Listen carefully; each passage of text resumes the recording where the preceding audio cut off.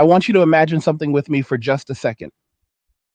Picture a woman who 20 years ago stood tall on the mountaintop of modern life, shouting to the world that she didn't need a man, that marriage was an outdated prison, that children were an anchor, dragging her down from her destiny of corporate climb and endless girls' trips and living her best life.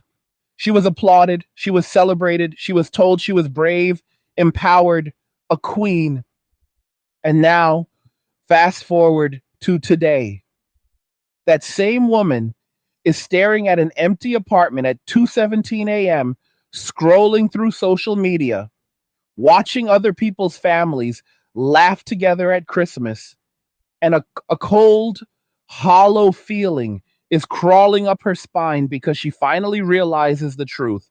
She bet everything on a lie and the bill has just come due. If you stay with me until the very end of this video, I'm going to show you real clips, real posts, real confessions from women who are waking up to the nightmare they helped create, and I'm going to prove to you beyond any shadow of doubt that the great reckoning has already begun. But before we dive in, do me a favor. If you're here for more unfiltered, no sugarcoating, angry guy content, smash that like button right now. Share this video with every man you know who needs to hear this, and subscribe and hit the bell so you never miss a single upload. And listen, if you're serious about protecting everything you're working for in this collapsing economy, go down to the description right now and click the link to Angry's Crypto Academy. That's where I teach regular guys, step by step, how to buy, sell, trade, and most importantly, safeguard your wealth when the traditional system keeps proving it can't be trusted. The Academy is linked below. Go enroll today. And if these videos are hitting you in the chest the way they're supposed to, show some love and buy me a Red Bull through the link in the description. Every can keeps the fire coming. Now let's get into it. Gentlemen, what we are witnessing right now in real time is one of the biggest I told you so moments in human history. For half a century, we've been fed a narrative. We've been told that men are the problem, that marriage is oppression, that fatherhood is a burden, that commitment is a trap. We've been called toxic for wanting to protect and provide. We've been mocked for wanting a peaceful home to come back to after breaking our backs 40, 50, 60 hours a week. We've been accused of every imaginary crime under the sun, manspreading, mansplaining, existing while male. And for a long time, a lot of us kept trying. We kept showing up. We kept believing that if we just worked harder, loved better, communicated more, maybe the goalposts would stop moving. But they never stopped moving. And at some point, I don't know the exact year, I don't know the exact month, millions of men all over the Western world looked at each other, nodded, and quietly made a decision. No speeches, no protests, no begging, just a simple silent agreement. We're done. We're walking away. We're going our own way. And we are not coming back to rescue the very people who spent decades telling us we were worthless. That movement has a name. Some of you already know it. Men Walking Away, MWA. And brothers, it is the most peaceful revolution the world has ever seen. Now, on the other side of that decision, something fascinating is happening. Women who spent their 20s and 30s repeating the script, I don't need a man, I'm focused on my career, kids would ruin my body and my freedom, I'll just freeze my eggs and figure it out later. Those same women are now crossing into their late 30s, their 40s, and in some cases their 50s. And the reality of what they've done is hitting them like a freight train at full speed. I'm not guessing here. I'm not theorizing. They are telling us themselves every single day in TikToks, in Reddit threads, in tear-soaked Instagram confessionals that they delete 12 hours later because the shame becomes too much. They are posting on forums with throwaway accounts saying things like, I'm 41 and I wake up every morning terrified that this is my life now, or I achieved everything I was supposed to want and I've never felt more empty. Or the one that always gets me is, I thought I'd feel empowered being alone, but I just feel abandoned. And the worst part is I did it to myself. Let that sink in for a second. They did it to themselves. And the regret is not small. It's not a passing oops. It is deep, bone crushing, soul shattering regret that keeps them up at night, wondering how they're going to make it through the next 40 or 50 years completely alone. Because here's the part nobody wanted to say out loud back when the party was raging: biology doesn't negotiate. Time doesn't care about your follower count or your job title or how many stamps are in your passport. The fertility window closes whether you believe in it or not. The dating market shifts whether you acknowledge it or not. And the men who used to line up to wife these women up in their prime, those men took the red pill, built their peace, and disappeared into their own lives. They're not angry anymore. That's the part that terrifies these women the most. The men aren't screaming in the streets. They're not making YouTube channels begging women to come back. They're not writing long, emotional letters. They're just gone. They're at home, sleeping 8 hours a night, eating steak they grilled themselves, playing the new Call of Duty or Elden Ring or whatever, hitting the gym, stacking cryptocurrency, traveling when they feel like it, and living quieter, calmer, richer lives than they ever had when they were killing themselves to keep a woman happy who was never going to be happy. And every day another video pops up, another polished, professional, high achieving woman in her early 40s, sitting in her impeccably decorated apartment, usually holding a glass of wine like it's a prop, telling the camera through barely held back tears, "Where have all the good men gone? Lady, we didn't go anywhere. You kicked us out. You told us we weren't necessary. You cheered when the culture told us to sit down and shut up. And when we finally listened, when we finally took you at your word and left the building, now you're shocked that the fire department isn't breaking down the door to save you from the fire you started. I want you to think about the sheer level of arrogance it took to believe that men would just sit there and take infinite punishment and still show up with a cape when you finally decided you were ready to play house. That's not strength. That's not empowerment. That's entitlement dressed up as independence. And now the mask is off. I want to read you something I saved from a viral post just a couple weeks ago. This woman wrote, and I'm paraphrasing slightly to keep it clean for the platform, but the message is word for word what she said. I'm 39. I have a master's degree. I make six figures. I own my own condo. I've traveled to 27 countries. And every single night I cry myself to sleep because I realize none of it means anything without someone to share it with. I spent my whole life listening to women who told me I could have it all. And now I'm about to turn 40 and I have no children, no husband, and no idea how to fix this. I feel like I was sold a lie and I paid for it with my future. That post had over 40,000 comments before it got taken down. 40,000. And the craziest part, the top comments weren't from men celebrating. They were from other women in their 30s frantically asking, is this going to be me? Yes. If you keep doing what you're doing, yes, that will be you. Because here's the cold, hard, undeniable truth that nobody wanted to say out loud for 50 years. Men and women need each other, not in some cheesy romantic comedy way, in a fundamental biological, psychological, societal way. Civilization itself is built on the cooperation of men and women creating families, raising the next generation, and keeping the whole thing from collapsing into chaos. When you spend half a century telling men they are disposable, that their protection is oppression, that their provision is patriarchal control, eventually those men are going to believe you. And when they believe you, they stop showing up. And now they've stopped. And the women who spent their youth celebrating that are waking up to silence. I want you to picture something with me. Imagine a man in his 40s right now. Maybe he's you. Maybe he's your brother. Maybe he's your best friend. He's got a solid job or a couple of online businesses running on autopilot.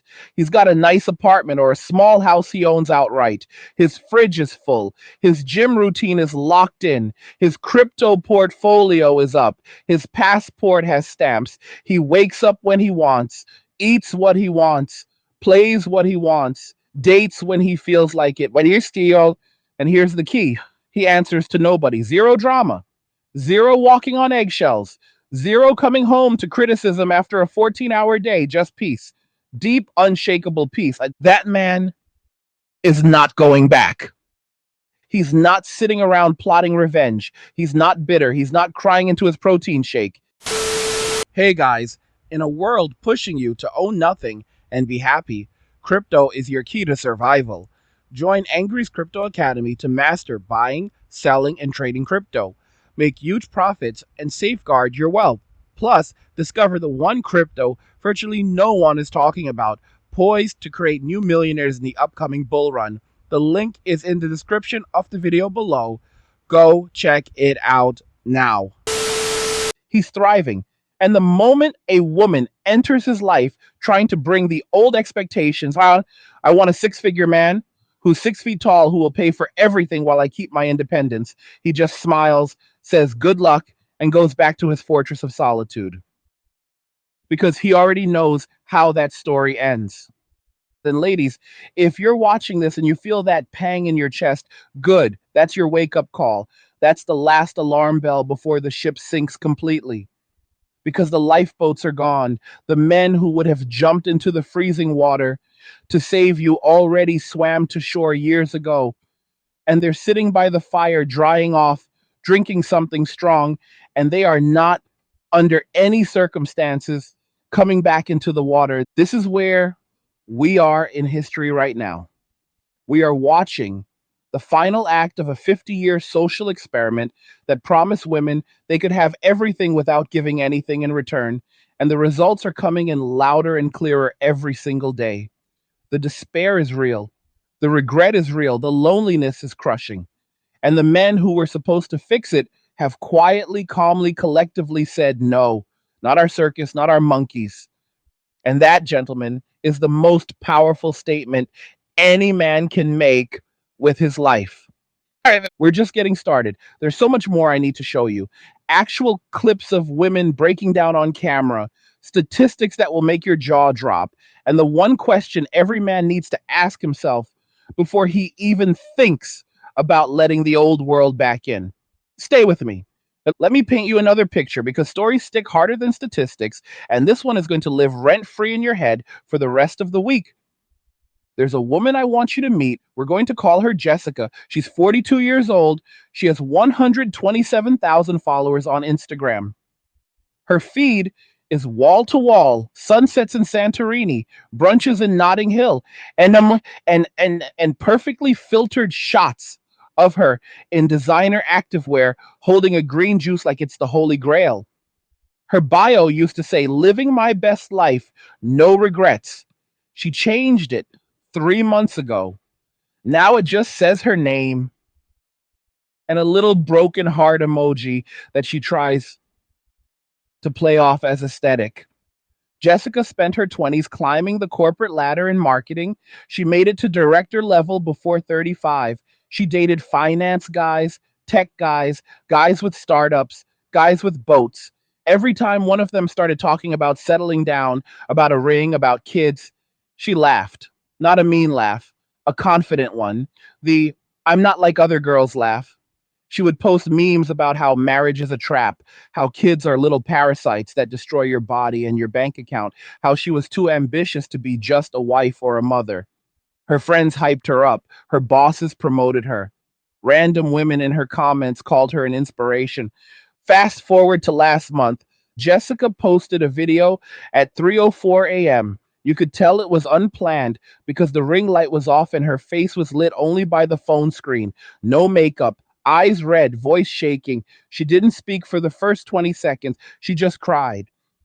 Then she said, and I'm quoting this word for word because I saved it before she deleted it, I keep waiting for the part where I feel free. Everyone told me I would feel free. I have everything I was supposed to want, and I have never felt more trapped in my entire life. I'm so lonely I can't breathe sometimes. I don't know how to say this without sounding pathetic, but I would give every penny I have, every trip, every promotion to go back and say yes when he asked me to marry him at 29. I thought I had more time. I really thought I had more time. That video got 1.4 million views in 9 hours. Then she took it down. But the internet is forever, and the screenshots are still circulating in private men's groups all over the world. No one is laughing at Jessica. No one is celebrating. Most of us just feel a quiet, heavy confirmation of what we already knew. The bill always comes due. And Jessica is not an outlier. She is the new normal. Every single day, another Jessica wakes up and realizes the party is over and nobody told her where the exit is. Another woman in her 40s hits post on a confession that reads like a suicide note with better grammar. Another high achieving, globe trotting boss babe stares at her ceiling at night and negotiates with God about whether it's too late to have just one child, just one person who will love her when she's old and sick. And the followers stop commenting Queen on every photo. And the wildest part, they still don't get it. Even in their confessions, even in their tears, most of them still sprinkle in little disclaimers like, I don't want to sound anti feminist, or I'm not saying women shouldn't have careers. They're still trying to have it both ways. They're still trying to keep the ideology that destroyed them while begging for the traditional life they spent 20 years mocking. And it's like watching someone stand in the smoking wreckage of their house, holding the gasoline can and asking why the fire department hasn't arrived yet. Gentlemen, this is what cognitive dissonance looks like when it finally cracks a human soul in half. I want to take you through a timeline now because I need you to see how deliberate this whole disaster was.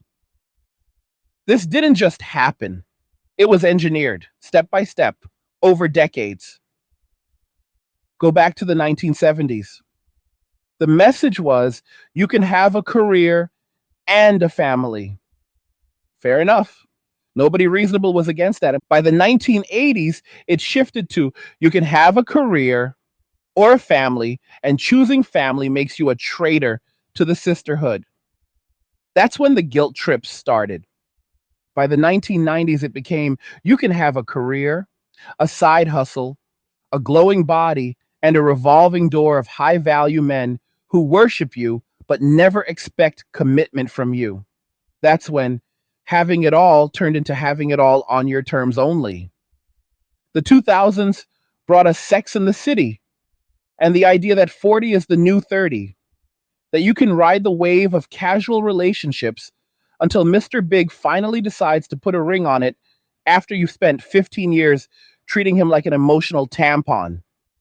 The 2010s gave us social media, filters, and the endless dopamine drip of external validation. Suddenly, every average weekend looked like a music festival if you cropped it right.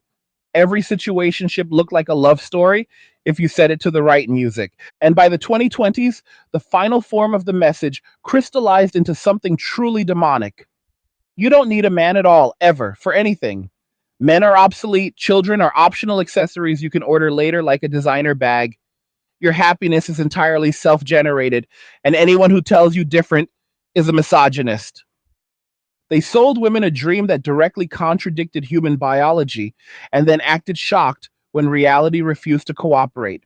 And now the receipts are rolling in, one crying TikTok at a time. I want to read you another one. This one is from a 45-year-old lawyer in Toronto. She wrote a long post that went mega viral last week. Again, paraphrasing slightly for flow, but the substance is exact. I was the first woman in my family to go to law school.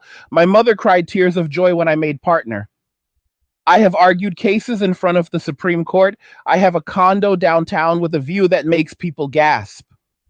And last night I sat on my bathroom floor and Googled how to die without pain because the thought of doing the next 30 years completely alone feels impossible. I don't want to die, I want to live. But I don't know what living looks like anymore without a family. I threw away every good man who ever loved me because I was told settling was worse than being alone. Turns out being alone is worse than anything I could have imagined. She ended the post with a plea. If you're a woman in your 20s or 30s reading this, please listen to me. Stop. Just stop. Choose someone kind who loves you and build a life before it's too late. I'm begging you.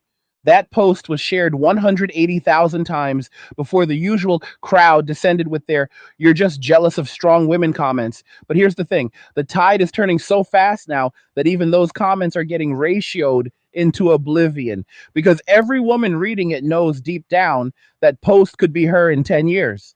And the men? The men are just watching in silence, sipping their morning coffee, and hitting the block button a little faster than they used to because peace is addictive. Once a man tastes real, genuine peace, no drama, no arguments about tone of voice, no passive aggressive Instagram stories, no coming home to a laundry list of complaints after a 12-hour day. Once he experiences that for 6 months, a year, 2 years, there is no going back. You couldn't drag him back into the old system with a team of wild horses. He's not hateful, he's not plotting, he's just done. And that quiet done is louder than any protest march ever could be.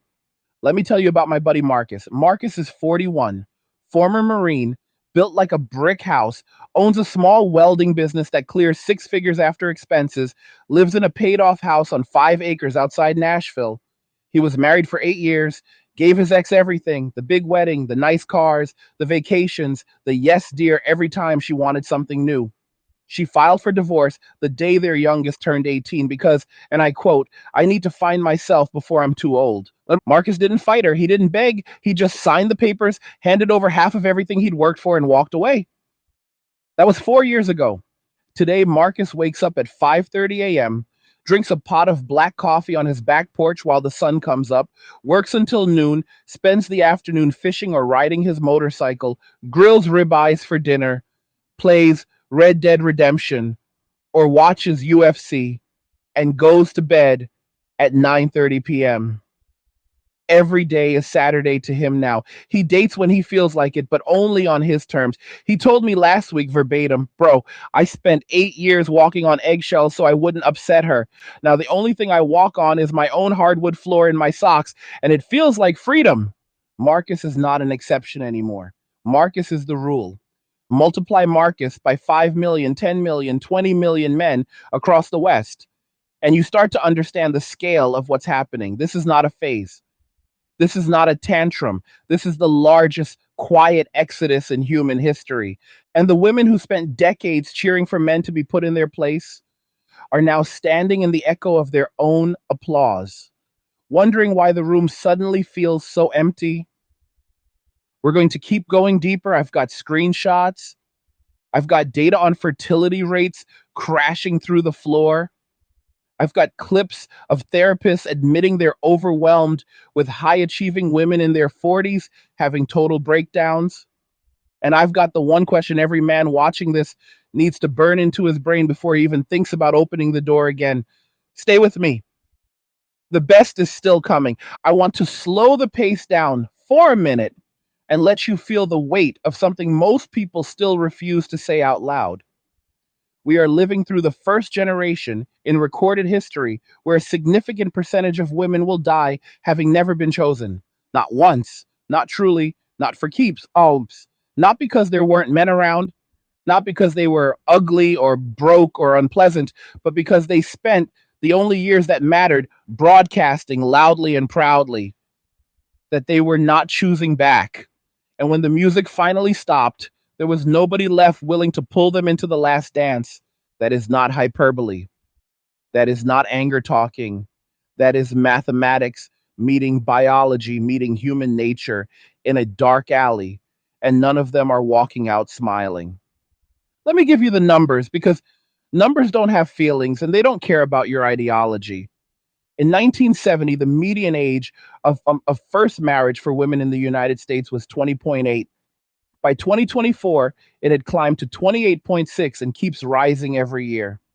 That's 8 lost years in the zone, where fertility is highest and relationship options are widest.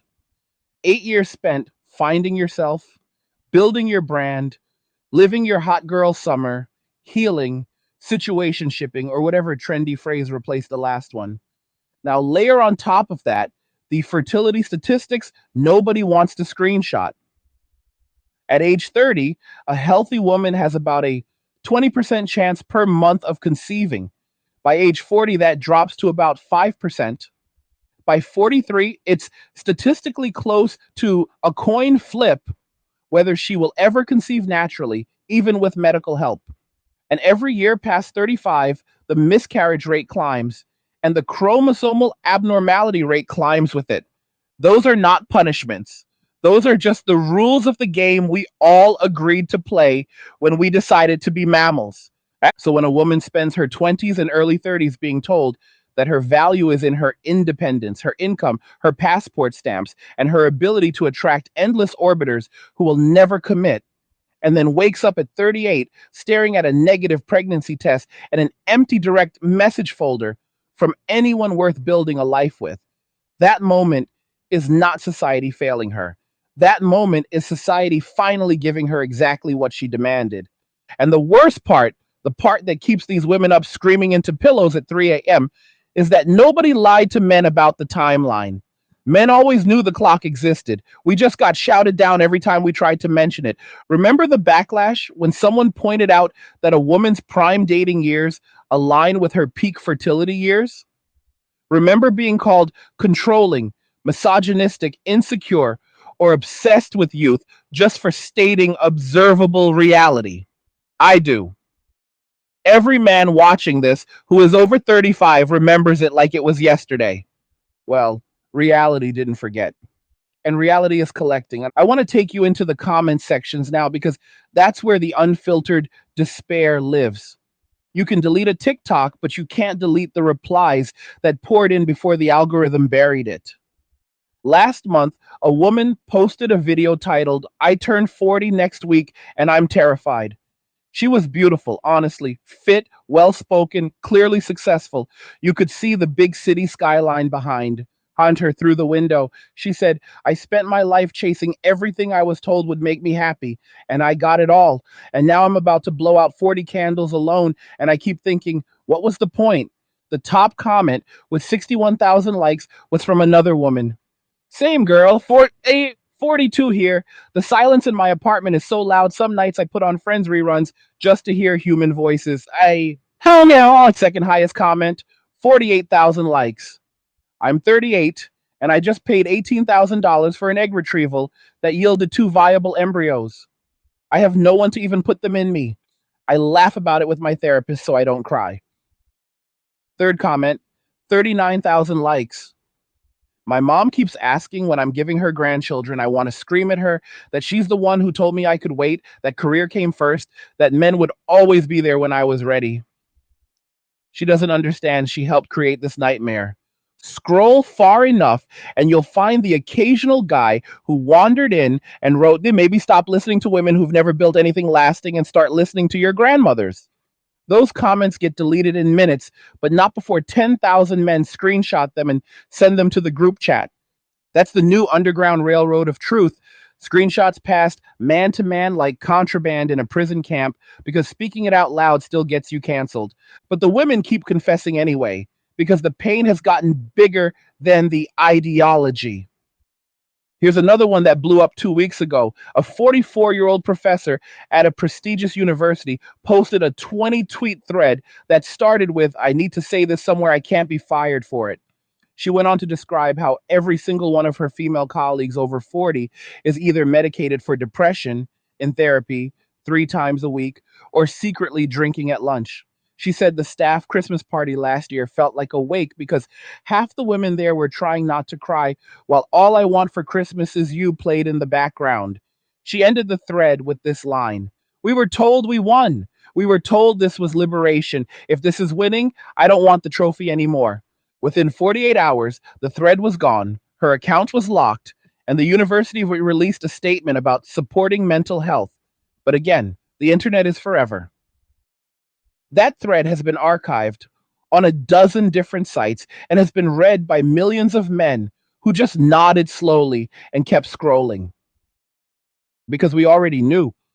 We watched it happen in slow motion, and we watched our sisters, our classmates, our ex-girlfriends, our coworkers swallow the Kool-Aid one sip at a time until the jug was empty and the hangover arrived. And when we tried to warn them, gently, awkwardly, sometimes angrily, we were told to shut up, that we were threatened by strong women, that we were trying to control them, that our concerns were rooted in insecurity or fragility or whatever the buzzword of the week was.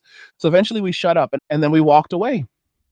And now the same voices that told us to be quiet are screaming into the void, asking why nobody answers anymore.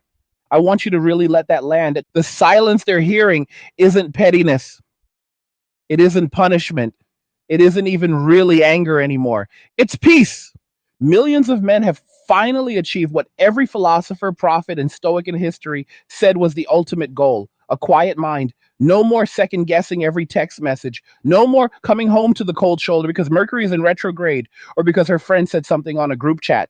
No more saving for a wedding that will never happen or a house she'll take half of when she gets bored. Just silence. Beautiful golden silence, the kind of silence you can hear a steak sizzle in, the kind of silence that lets you sleep 9 hours straight and wake up without your chest tight. That silence is the new luxury good, and men are guarding it with their lives. And women are discovering that all the money, all the degrees, all the follower counts in the world can't buy 5 minutes of it back once it's gone. I had a conversation last week with a 39-year-old woman who found one of my videos and slid into my DMs. Not flirting, not trying to argue, just broken. She told me she'd spent the last decade dating men who were on her level and that every single one of them treated commitment like a contagious disease. She said, and I quote, "I kept raising the bar and they kept disappearing. I thought I was filtering for quality. Turns out I was filtering for men who would never stay." She asked me if I thought it was too late. I didn't answer right away. I just stared at the message for a long time. Because what do you say to someone who spent 15 years building a filter that perfectly screened out every man willing to build a life and now wants to know if the screen can be removed fast enough to matter? There is no gentle way to say the men who would have moved mountains for you at 28 are now moving mountains for themselves at 40, and they like the view from the top without the drama. There's no kind way to say the energy you spent chasing experiences is the exact energy those men are now spending protecting their peace, and they're not negotiating with terrorists, even polite ones, in designer dresses. So I just told her the truth. Focus on becoming the kind of person someone wants to build with, not the kind of person someone wants to take a photo with. Start there. The rest is up to time and grace, and both of those are in short supply. She said thank you, and I haven't heard from her since. That conversation happens to me on average 4 or 5 times a week now. Different woman, same story, different city, same tears, different salary bracket, same hollow look behind the eyes when the filter comes off. And every time I think the same thing. We told you, we all told you, not to control you, not to oppress you, but because we genuinely didn't want to watch you do this to yourselves. But you were so busy being strong that you never noticed you were becoming lonely. And now the strong, independent women are posting videos asking, where are all the good men? They're exactly where you left them, living well, sleeping deeply, eating cleanly, stacking money, lifting heavy, and smiling at the sunrise. They just stopped including you in the picture. And that, gentlemen, is the quietest checkmate in history. We're not done yet. There's more, much more to unpack. I've got the data on marriage rates, the explosion of single motherhood by choice that's now turning into single motherhood by regret, the mental health crisis among high achieving women that therapists are openly calling a tsunami, and the one move every man watching this needs to make right now to make sure he never gets dragged back into the machine. Stay locked in. The deepest part is still ahead. Let me take you somewhere most people will never have the stomach to go. I want you to walk with me into the private Facebook groups, the ones with 80,000 members that you can only join after answering 3 vetting questions and waiting for an admin to approve your profile picture. The ones with names like High Achieving Women Over 35, Support and Sisterhood, or Leveling Up After 40, or Childless Not by Choice, Healing Space. These are not public spaces. These are digital bunkers where the armor finally comes off and the truth bleeds out in real time.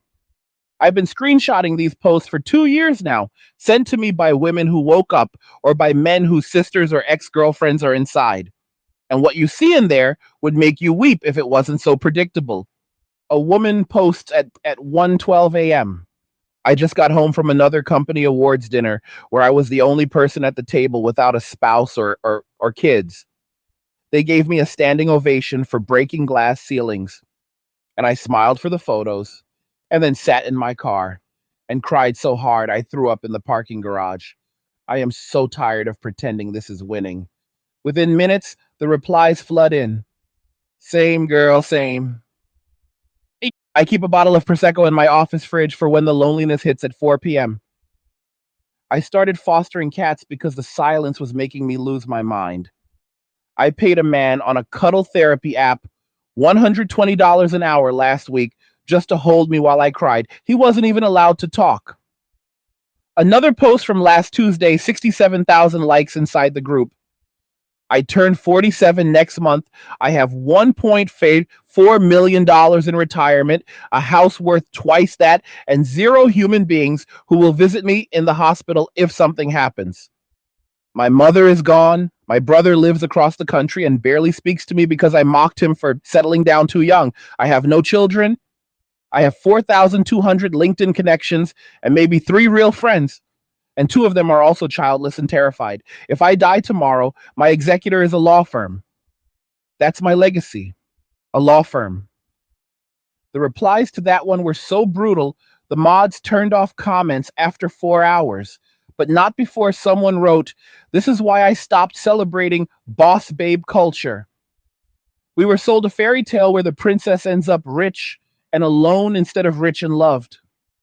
I fell for it. We all fell for it. And then the one that still keeps me up some nights. A 41-year-old surgeon, top of her field, posted this. I delivered a baby today for a 22-year-old patient who already has 3 kids with a husband who sat by her bed holding her hand the whole time. I did my job perfectly. Everyone thanked me. I walked out of the delivery room, took off my gown, went into the call room, locked the door, and sobbed into a pillow so hard I almost passed out. That should have been me. That could have been me. I chose rounds and residency and fellowships and publishing papers over every decent man who ever showed interest. I tell myself I'm a hero for dedicating my life to medicine. The truth is, I'm a coward who was too afraid to choose love when it was standing right in front of me. She deleted the post an hour later, but 2,800 women had already quoted it with crying emojis and the words, "This is going to be my villain origin story if I don't change something now." That's what it looks like when the ideology finally collides with a human heart at 120 miles an hour. And the craziest part, these are the winners. These are the women who actually achieved everything the movement told them to achieve. The 6-figure salaries, the titles, the passports, the condos, the followers. These are not the ones who got left behind. These are the ones who sprinted to the finish line first, looked around, and realized the prize was a lifetime supply of silence. Now imagine how the women who didn't win are doing. The ones who followed the script but only made it to middle management, or who got laid off at 38, or who rented instead of owned, or who gained the weight, or lost the looks, or never quite got the glow up the algorithm promised. Their posts are even darker. Their despair is louder. Their future is bleaker. But nobody outside these bunkers ever sees it, because to admit it publicly would be to admit that 50 years of social engineering not only failed, it created a generation of the loneliest, most regret-filled women in recorded history.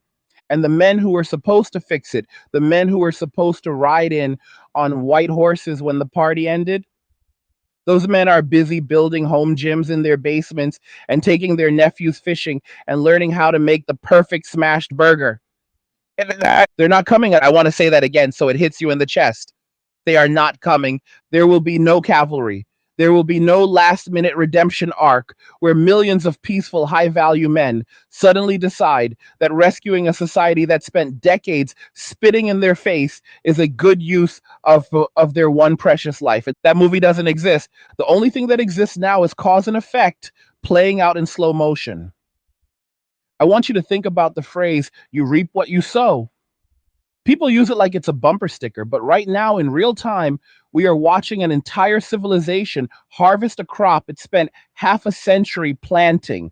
Every article that mocked men for wanting traditional wives, every viral tweet about how marriage is a bad financial decision for women, every celebrity interview where a beautiful 28-year-old actress bragged about not wanting kids because it would ruin her body, every university gender studies class that taught young women that family is oppression. Every strong, independent woman post that got a million likes. All of it was seed, and the harvest is here, and it is bitter. Let me show you how bitter. The birth rate in the United States is now 1.62 children per woman, well below the 2.1 replacement level. South Korea just hit 0.72. Italy, Spain, Japan, all collapsing. The economists are panicking about who's going to pay into the system when these childless career women retire. The politicians are scrambling for immigration fixes. The therapists are fully booked for the next 18 months, with women having total existential breakdowns. And still, the culture refuses to admit what it did. Instead, we get new articles every week with titles like Why Women Are Choosing to Stay Single, or The Rise of the Happy Solo Woman, or Child Free and Thriving, the New Power Move. They're writing propaganda for a war that's already over, because the women inside those private groups know the truth. The ones crying in their Teslas after another promotion know the truth. The ones refreshing dating apps at 2 a.m. looking for a man over 5 feet 10 inches who makes $200,000 and has no kids and is willing to wife up a 40-year-old with a frozen embryo and a rescue dog. They know the truth. The game is over, and the men won it by refusing to play. That's the ultimate flex. That's the ultimate power move. Not screaming, not fighting, not begging, just calmly walking away and building a life so good that going backward would feel like voluntary prison. I want every man watching this to burn this next sentence into his brain. Your peace is the one thing they can never take from you unless you hand it over. They can take your money, they can take your house, they can take your reputation in a heartbeat. But your peace, that's yours. And once you have it, once you really have it, you will move heaven and earth to keep it. That's why the messages I get from men aren't angry anymore. They're calm, they're grateful, they're almost spiritual. A guy wrote me yesterday, I'm 38. I make 92,000 a year working remote. I own a small house in the Midwest. I have 2 dogs and a truck that's paid off. I live 5 days a week, cook every meal, and go to bed at 9:30 every night. I haven't had a single argument in 3 years. Not one. I used to think happiness was a big wedding and a picket fence. Turns out happiness is a quiet house, and no one telling me the way I load the dishwasher is wrong. That man is untouchable. Multiply him by millions, and you understand why the old system is collapsing under its own weight. Because a man at peace is the most dangerous creature on earth. He has nothing left to lose and everything to protect. And right now, there are more men at peace than at any time in living memory. That's the real story nobody is reporting on. Not the loud voices still trying to shame men back into the plantation. The quiet ones. The ones who turned off the noise, closed the apps, deleted the contacts, and started living for themselves for the first time in their lives. They're not hiding, they're just done performing. And the performance is over. We've still got a long way to go. I'm about to drop the hardest data you've never seen in mainstream media, the therapist confessions that will make your blood run cold, the fertility clinic statistics that should come with a trigger warning, and the one question every man needs to ask himself before he even considers letting a woman from the old world back into his new one: lock in. The heaviest truth is still coming. I need you to come with me into the coldest room in the entire building. This is the room nobody wants to walk into, because once you see what's inside, you can never unsee it. This is the fertility clinic waiting room at 7:15 a.m. on a Tuesday. The women sitting there are all between 38 and 46. Most of them are alone. A few have dragged a reluctant gay best friend or a sister who keeps checking her watch. They're dressed expensively, but you can see the exhaustion in their eyes, like they haven't slept properly in months. They're clutching $20,000 to $80,000 contracts for egg freezing, IVF, IUI, donor sperm, donor eggs, sometimes donor embryos. Whatever combination gives them one last roll of the dice. They don't talk to each other much. When they do, it's in the hushed, hollow tone people use in funeral homes. I've seen the intake forms. I've read the closed door Facebook groups where they post right after the appointments. Here are some direct quotes from the last 90 days. Just spent $37,000 on a cycle that produced one grade B embryo. The doctor said cautiously optimistic. I threw up in the parking lot. I'm 42. My AMH is 0.18. The doctor used the phrase extremely poor responder, and I laughed because I spent my 30s being told I was an overachiever. They told me today my lining is too thin and my eggs are too old. I asked if there was anything else we could try, and the nurse just looked sad. I've never seen a medical professional look sad before. I make $290,000 a year, and I just paid a 24-year-old college student $65,000 for her eggs because mine are non viable. I feel like I'm buying forgiveness from biology, and biology isn't selling. The donor sperm catalog has height, IQ, SAT scores, and childhood photos. I sat there for 3 hours picking a father for a child who will never meet him, and I kept thinking, this is what winning looks like. It's like, these are not poor women. These are not uneducated women. These are the women who are on the cover of magazines for having it all. And now they're negotiating with 23-year-old strangers for genetic material because the men they wanted never existed. And the men who wanted them were discarded years ago. And the clinics are packed, absolutely packed. The industry is worth billions now. There's a waiting list in Manhattan that's 14 months long for women over 40. They're opening new branches in every major city like Starbucks in 2003. The doctors are blunt in private. One fertility specialist in Los Angeles went on a private podcast last month, meant only for other doctors, and said verbatim, we are seeing a tidal wave of highly educated, high income women in their early 40s who are in full blown crisis.